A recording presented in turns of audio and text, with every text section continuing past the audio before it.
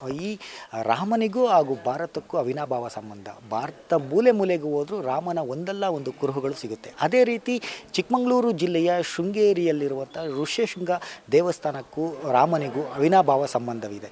ಸಂಬಂಧ ಏನು, ಇಲ್ಲಿಗೂ ರಾಮನಿಗೂ ಏನು ವಿಶೇಷ ಸಂಬಂಧವಿದೆ, ಇದ್ರ ಬಗ್ಗೆ ಮಾತನಾಡೋದಕ್ಕಂತ ಇಲ್ಲಿನ ಶಾನ್ಭೋಗರಾಗಿರುವಂತಹ ಅರುಣಾಚಲ್ ಅವರು ನಮ್ಮ ಜೊತೆ ಇದ್ದಾರೆ. ಸರ್, ಶ್ರೀರಾಮನಿಗೂ ಮತ್ತು ಋಷ್ಯಶೃಂಗ ದೇವಸ್ಥಾನಕ್ಕೂ ಏನು ಸಂಬಂಧ ಇದೆ ಸರಿ, ಯಾವ ರೀತಿ? ಚಿಕ್ಕಮಗಳೂರು ಜಿಲ್ಲೆ ಶೃಂಗೇರಿ ತಾಲೂಕಿನಲ್ಲಿರುವ ಋಷ್ಯಶೃಂಗೇಶ್ವರ ಸ್ವಾಮಿ ದೇವಾಲಯವು ಮಳೆಗಾಗಿ ಪ್ರಸಿದ್ಧಿಯಾಗಿದೆ.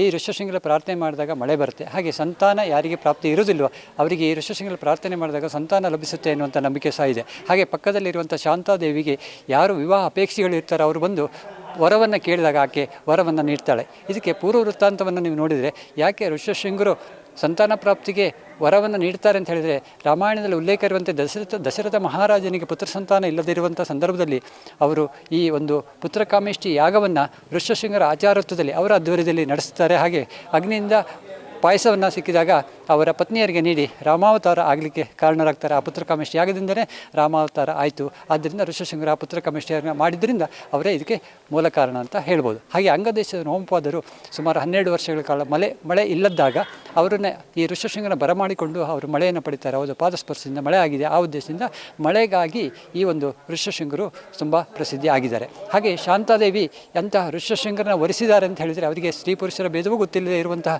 ಋಷ್ಯಶೃಂಗರಿಗೆ ಯಾವ ಆಸಕ್ತಿ ಇಲ್ಲದಾಗ ಅವರನ್ನು ವರಿಸಿದ್ದಾರೆ ಅಂತ ಹೇಳುವ ಈ ಶಾಂತಾದೇವಿ ಒಂದು ವಿವಾಹ ಪ್ರಾರ್ಥನೆ ಮಾಡುವಂಥ ಒಂದು ಪ್ರಸಿದ್ಧಿ ಅಲ್ಲಿ ಆಗಿದೆ. ವಿವಾಹ ಅಪೇಕ್ಷೆಗಳು ಪ್ರಾರ್ಥನೆ ಮಾಡಿದಾಗ ಲಭಿಸುವಂಥ ಒಂದು ನಂಬಿಕೆ ಇದೆ. ಸರ್, ಶಾಂತಮ್ಮನಿಗೂ ಹಾಗೂ ರಾಮನಿಗೂ ಏನು ಸಂಬಂಧ? ಈಗ ಋಷ್ಯಶೃಂಗ ಅವ್ರ ಜೊತೆ ಮದುವೆ ಆದಾಗ ಈ ಶಾಂತಮ್ಮನಿಗೂ ಮತ್ತು ಶ್ರೀರಾಮನಿಗೂ ಯಾವ ರೀತಿ ಸಂಬಂಧ? ಮೂಲತಃ ದಶರಥ ಮಹಾರಾಜನಿಗೆ ಹುಟ್ಟಿರುವಂಥ ಅಂದರೆ ಉಪಪತ್ನಿಯಲ್ಲಿ ಜನನಾಗಿರುವಂಥ ಈ ಶಾಂತನನ್ನು ಸಾಕು ಮಗಳಾಗಿ ಅಂಗದೇಶದ ರೋಮಪಾದನಿಗೆ ನೀಡಿರ್ತಾರೆ. ಈ ಅಂಗದೇಶದ ರೋಮಪಾದನು ಋಷ್ಯಶೃಂಗರ ಬರಮಾಡಿಕೊಂಡಾಗ ಮಳೆ ಆಯ್ತಲ್ಲ, ಆ ಸಂತೋಷದಲ್ಲಿ ತನ್ನ ಸಾಕು ಮಗಳನ್ನು ಈ ಒಂದು ಋಷ್ಯಶೃಂಗಿಗೆ ಕೊಟ್ಟು ಮದುವೆ ಮಾಡ್ತಾರೆ. ಹಾಗಾಗಿ ರಾಮನ ಅಕ್ಕ ಈ ಒಂದು ಶಾಂತ ಅಥವಾ ಶಾಂತಾದೇವಿ. ಶ್ರೀರಾಮ ಏನಾದ್ರು ಈ ಭಾಗಕ್ಕೆ ಏನಾದ್ರು ಬಂದೋಗಿರುವಂಥ ಕುರುಗಳು, ಐತಿಹ್ಯ ಈ ರೀತಿ ಏನೋ ರೀತಿಯ ಇಲ್ಲ. ಆದರೆ ಋಷ್ಯಶೃಂಗರು ಈ ಒಂದು ಸ್ಥಳದಲ್ಲಿ ಅಲ್ಲಿ ದಶರಥ ಹೇಗೆ ಪುತ್ರಕಾಮೇಷ್ಟಿ ಯಾಗವನ್ನು ಅಯೋಧ್ಯೆಯಲ್ಲಿ ಮಾಡಿದರು, ಅದೇ ರೀತಿ ಋಷ್ಯಶೃಂಗರು ಇಲ್ಲಿ ಬಂದು ಆ ಶಾಂತಾದೇವಿಯನ್ನು ಮದುವೆ ಆದ ನಂತರದಲ್ಲಿ ನರಸಿಂಹ ಪರ್ವತದಲ್ಲಿ ನರಸಿಂಹದೇವನ ಕುರಿತು ಒಂದು ತಪಸ್ಸನ್ನು ಮಾಡಿ ಪಂಚಾಕ್ಷರಿ ಉಪದೇಶವನ್ನು ಪಡೆದು ಈ ಕಿಗ್ಗ ಎನ್ನುವ ಸ್ಥಳದಲ್ಲಿ ಬಂದು ಇಲ್ಲಿ ಓಂ ನಮಃ ಶಿವ ಪಂಚಾಕ್ಷರಿಯನ್ನು ಜಪವನ್ನು ಮಾಡಿದಾಗ ಈಶ್ವರ ಪ್ರತ್ಯಕ್ಷನಾಗಿ ಆಗ ವರ ಕೇಳಬೇಕಾಗಿತ್ತು. ನಾನು ನಿನ್ನಲ್ಲಿ ಐಕ್ಯವಾಗಬೇಕು ಎಂದು ಕೇಳುವುದರ ಬದಲಾಗಿ ನೀನೇ ನನ್ನಲ್ಲಿ ಐಕ್ಯವಾಗು ಅಂತ ಕೇಳ್ತಾರೆ. ಯಾಕೆಂದರೆ ಈಶ್ವರ ಬೇಗ ಪ್ರತ್ಯಕ್ಷ ಆಗಿರುವಂಥ ಸಂತೋಷದ ಬರದಲ್ಲಿ ಆ ರೀತಿ ಕೇಳ್ತಾರೆ. ಈ ಋಷ್ಯಶೃಂಗ ದೇವರು ಈಗ ಮಳೆ ದೇವರು ಅಂತಲೇ ಖ್ಯಾತಿ ಪಡೆದಿರುವಂಥದ್ದು, ಈ ವಿಶ್ವಾದ್ಯಂತ ಹೆಸರುವಾಸಿಯಾಗಿರುವಂಥದ್ದು, ಇದ್ರ ಹಿನ್ನೆಲೆ ಏನು?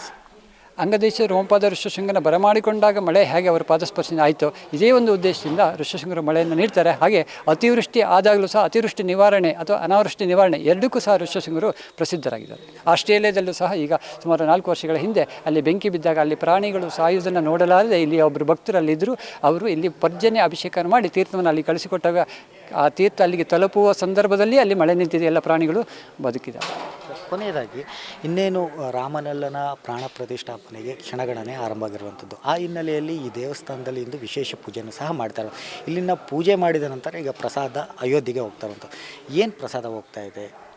ಇವತ್ತು ಇಲ್ಲಿ ವಿಪ್ರರು ಹಾಗೂ ಇಲ್ಲಿನ ಭಕ್ತರೆಲ್ಲರೂ ಸೇರಿ ಋಷ್ಯಶೃಂಗಲ್ಲಿ ವಿಶೇಷವಾದಂಥ ರುದ್ರಾಭಿಷೇಕವನ್ನು ಮಾಡಿ ಅರ್ಚಕರ ಮುಖೇನ ಆ ರುದ್ರಾಭಿಷೇಕ ಪ್ರಸಾದವನ್ನು ಅವರು ಪಡೆದು ಶ್ರೀ ಉಡುಪಿಯ ಶ್ರೀ ಸ್ವಾಮೀಜಿಗಳ ಅವರ ಮೂಲಕ ಅಲ್ಲಿಗೆ ತಲುಪಿಸುತ್ತಾರೆ. ಶೃಂಗೇರಿ ಶ್ರೀಗಳವರ ಪರಿಪೂರ್ಣ ಆಶೀರ್ವಾದವನ್ನು ಪಡೆದು ಅಲ್ಲಿಗೆ ಇಲ್ಲಿಂದ ಕಳಿಸಲಿದ್ದಾರೆ. ಅದು ಇನ್ನು ಕೆಲವೇ ದಿವಸಗಳಲ್ಲಿ ಆ ಒಂದು ಅಯೋಧ್ಯೆ ತಲುಪುತ್ತೆ. ಹಾಗೆ ಏಕೆಂದರೆ ರಾಮಾವತಾರ ಆಗಲಿಕ್ಕೆ ಮೂಲ ಕಾರಣ ಆಗಿರುವಂಥ ಈ ಋಷ್ಯಶೃಂಗನ ಅಲ್ಲಿ ಮತ್ತೊಮ್ಮೆ ನೆನೆಸಬೇಕು ಅನ್ನುವಂಥ ಉದ್ದೇಶದಿಂದ ಇಲ್ಲಿ ಎಲ್ಲ ಭಕ್ತರು ಅದನ್ನು ಆ ಕಾರ್ಯಕ್ರಮವನ್ನು ಆಯೋಜಿಸಿಕೊಂಡು ಇವರು ಶ್ರೀಗಳವರು ಪೇಜಾವರ ಸ್ವಾಮೀಜಿಗಳವರ ಮೂಲಕ ಅವರ ಆದೇಶದಂತೆ ಅವರಿಗೆ ತಲುಪಿಸುತ್ತಾರೆ. ಅವರು ಅದನ್ನು ಅಲ್ಲಿಗೆ ತಲುಪಿಸುವ ವ್ಯವಸ್ಥೆ ಮಾಡಿದ್ದಾರೆ.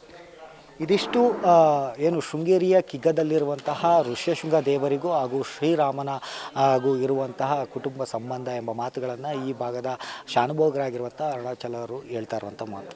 ಕ್ಯಾಮ್ರಾ ಪರ್ಸನ್ ಚಂದ್ರು ಜೊತೆ ರಾಜ್ಕುಮಾರ್, TV5 ಚಿಕ್ಕಮಗಳೂರು.